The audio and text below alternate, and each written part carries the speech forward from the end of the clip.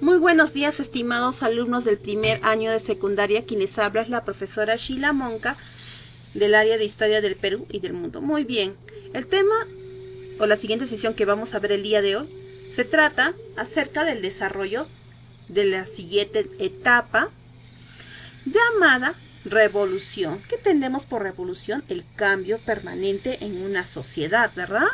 Pero el cambio, ¿en dónde se va a dar? Se va a dar justamente en los tiempos posteriores al periodo mesolítico. Tengamos en cuenta, chicos, que en la anterior clase habíamos hablado del periodo mesolítico como la etapa de transición de cambio entre el periodo paleolítico y el periodo neolítico. Muy bien, el día de hoy hablamos acerca de los aspectos del periodo neolítico que la misma palabra dice en la nueva piedra. Tengamos en cuenta, chicos, que aquí vamos a encontrar diversos tipos de elementos de desarrollo de la cual las principales urbes van a llegar a controlar diversos tipos de sistemas de producción, y los sistemas de producción van a garantizar un buen aspecto económico dentro de sus propias urbes. Tengamos en cuenta que los instrumentos que utilizan van a tener mayor utilidad y que por ende van a perfeccionar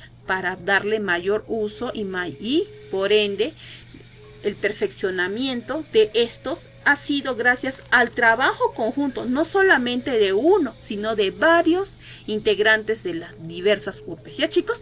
Y si nosotros remontáramos una línea de tiempo, entonces indicamos que la revolución neolítica se acentuó o se determina desde hace 7000 años antes de Cristo, donde se comienza el periodo neolítico hasta el desarrollo de las edades del cobre, del bronce y del hierro, la edad de los metales, que se acentúa desde el año 4000 hasta el año 1500 antes de Cristo. Muy bien, vamos a iniciar entonces con las características propias del periodo neolítico. Tengamos en cuenta, chicos, que el hombre ya no se dedicaba a vivir solo, sino en varias comunidades, y tengan en cuenta, chicos, que en estas comunidades realizaban diversos tipos de trabajos mecanizados, domésticos, dentro de sus urbes, y que por ende los trabajos que transcurrían eran totalmente mejorados durante los años. Tengamos en cuenta, chicos, que el hombre ya empieza a controlar la naturaleza, o al menos ha logrado ejercer el control. ¿Y cómo? ¿De qué manera? Ha cooperado justamente a que estos elementos que él sí ha explotado o ha utilizado haya servido para acoplar en su nueva vida. Tengamos en cuenta, chicos, también que estos elementos ha propiciado el desarrollo mismo del hombre en el tiempo, y que por ende estos elementos ha propiciado de que se creen nuevas sociedades establecidas a cargo de diferentes tipos de líderes para poder ejercer el control en sus ciudades. Muy bien, tengamos en cuenta que el término neolítico proviene de piedra nueva, que es una etapa de la prehistoria que se desarrolla hace 7000 años antes de Cristo hasta el año 3000 antes de Cristo. Ya, chicos, muy bien. Entonces vamos a indicar las características principales de este periodo. Primero, tengamos en cuenta que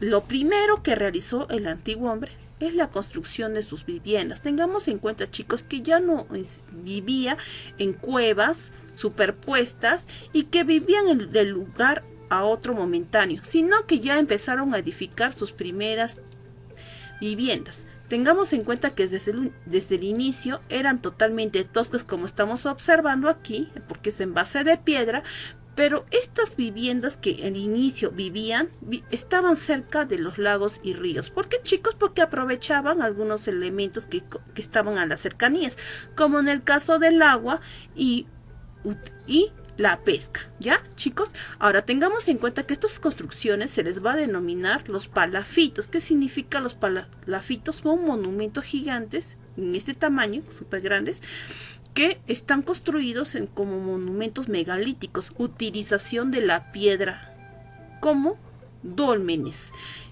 Y por ende que están constituidos por filas o círculos de piedras. Ya chicos, como estamos aquí observando. Otro elemento a mencionar, y voy a poner la diapositiva anterior, es sobre la utilización de fibras vegetales. Tengamos en cuenta que al momento de que el hombre desarrolla la agricultura, los excedentes o las obras de estos instrumentos vegetales, lo voy a llamar este término instrumento vegetal, lo utilizaban para elaborar sus propias telas y que por ende con este tipo de instrumentos los utilizaban para confeccionar los vestidos y las calzadas a la vez. Esto va a ser reemplazado con las pieles de animales. Tengamos en cuenta chicos que en el periodo paleolítico y en la transición del periodo mesolítico, el hombre utilizaba constantemente las pieles de los animales. Tengamos en cuenta era por la etapa, por el clima de frío, o también para poder restablecer otro elemento, como no quedar desnudo, ¿verdad?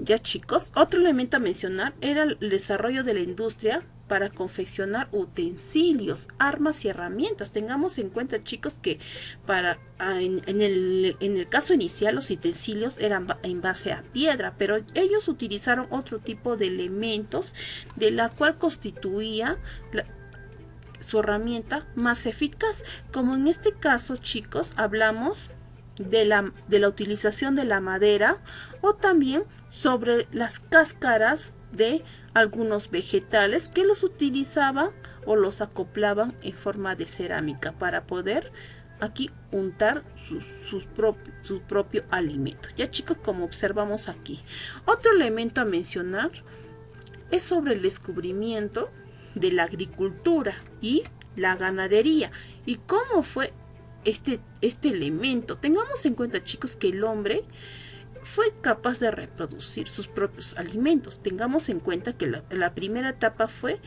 cuando el hombre empezó con la caza indiscriminada y por ende vio que ya los animales disminuían su cantidad. ¿Y a qué se debe ello? Una puede ser que se hayan extinguido algunas especies por el tema del clima o por el tema de la sequía. Tengamos en cuenta que los animales los lugares en donde vivía cerca a las orillas eran blancos o animales presa justamente de los cazadores, pero los animales al buscar alimento tuvieron que emigrar hacia otros lugares. Entonces, ¿qué hizo el hombre para no quedarse sin alimento? Utilizaron las semillas para poder crecer en el campo, y por ende aquí ya hablamos del término agricultura, el desarrollo o la domesticación de las plantas desde su estado silvestre y pasarlas al estado doméstico. Y no solamente hablamos de las plantas, sino también hablamos de los animales. Ya chicos, que hablamos también de una forma tecnificada de desarrollo. Por ejemplo, hablamos de la domesticación de animales en el periodo inicial hasta llegar a la construcción de principales corrales para su superdotación de estas. Ahora, ¿dónde se encontraron evidencias de la domesticación de plantas y animales? Uno se encontró en la creciente fértil, que está ubicado en el cercano oriente entre los países de Cisjordania y Palestina. Otro elemento que se encontró en China, que está al lejano oriente. También se encontraron elementos de cerámicas en Mesoamérica, en el actual país de México. Y finalmente hablamos de los pequeños instrumentos para su labranza, que se dio en la cultura Cará, ¿se acuerdan? En Perú.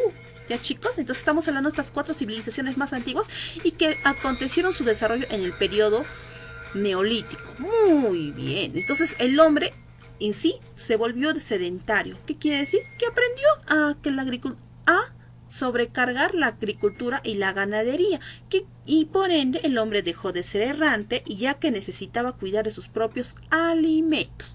Otro elemento necesario es que se inventaron la cerámica y la cestería por la necesidad de almacenar alimentos y excedentes de producción. ¿Qué pasaba si ellos se cosechaban más de la cuenta la misma semilla.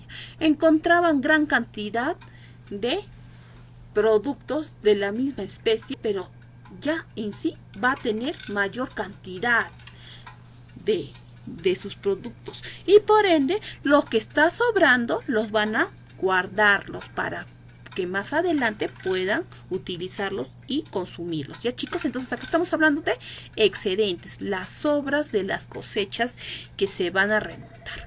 Otro elemento a mencionar, tengamos en cuenta que algunos hombres se van a dedicar a los trabajos más duros, como hay otras personas que se van a encargar de los trabajos más insignificantes o trabajos menos laboriosos. Entonces aquí ya vamos a hablar sobre la estratificación social. ¿Qué quiere decir? La organización social va a aparecer como uno de los elementos principales dentro de la sociedad neolítica. Tengamos en cuenta que en cada tribu o urbe van a aparecer nuevas autoridades que se van a encargar de distribuir los roles a sus diferentes personajes de las tribus, y que por ende también se van a encargar de la disciplina interna y de la defensa de los ataques de otros grupos. Que posiblemente, chicos, haya habido ataques de otras urbes por el tema de la alimentación o por el tema de buscar nuevos productos, y por ende ellos se van a organizar para proteger estos elementos para que en sí no les falte. Ya chicos, también se propiciaba el intercambio entre estos pobladores, por supuesto que sí, siempre y cuando la otra tribu o urbe también tenía otro elemento para que les pueda ofrecer o intercambiar los productos en general. Ya chicos, muy bien. Ahora vamos a hablar sobre las consecuencias de la revolución neolítica. Tengamos en cuenta que vamos a superditar de tres elementos.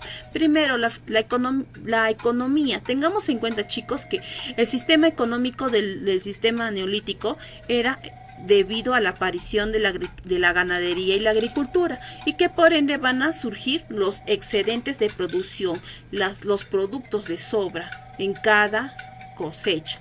Y por ende, aquí ya va a surgir la palabra propiedad privada. ¿Qué quiere decir? Si mi grupo ha trabajado arduamente en la cosecha de mi producto y por ende tengo mayor cantidad de productos de esta misma especie, es porque nuestro grupo le pertenece ese elemento, y que por ende nosotros tenemos la capacidad de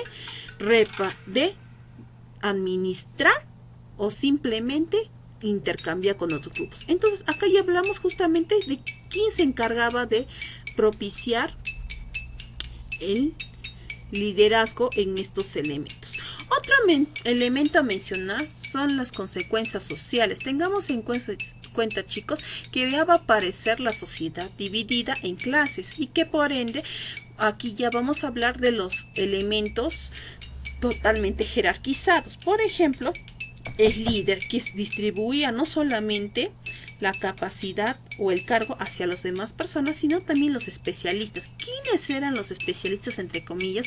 Las personas que se encargaban de estudiar los movimientos de los astros, distribuían el agua, adoraban los seres de la naturaleza. Tengamos en cuenta, chicos, que ya estamos hablando de que ellos tenían mucha paciencia y tenían mucha prevalecencia y agradecimiento a las entes que se encargaban de propiciarles alimento, protección y sobre todo una mejor organización. Y estamos hablando de las entidades religiosas.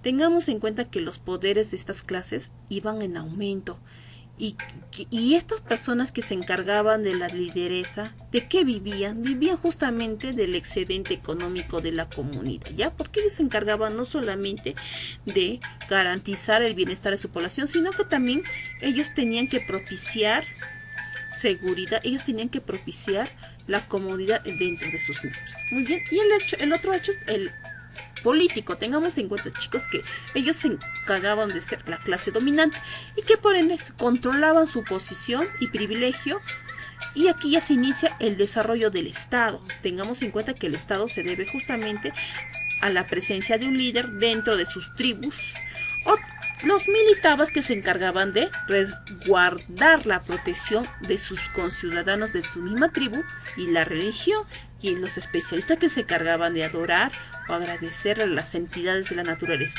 ¿Y qué pasaba, profesora, con las personas que no obedecían al líder, no obedecían a las entidades y que no se encargaba de distribuir sus bienes o no estaba la capacidad de trabajar en su comunidad? Finalmente eran expulsados de sus tribus y que por ende estas personas, al no tener un lugar fijo, vivían dispersos en varios lugares, y esto era blanco para poder ser atacados por otras tribus y finalmente tomarlos como esclavos para el trabajo duro. Aquí hablamos del término esclavitud. ¿Ya, chicos? Muy bien. Espero que les haya ayudado muy bien esta información, y por ende en nuestra guía de trabajo vamos a encontrar 3 preguntas para responder y también vamos a encontrar un cuadro para que ustedes completen. Muy bien, chicos, ahora sí vamos a iniciar con el trabajo de nuestra guía. Empezamos, por favor.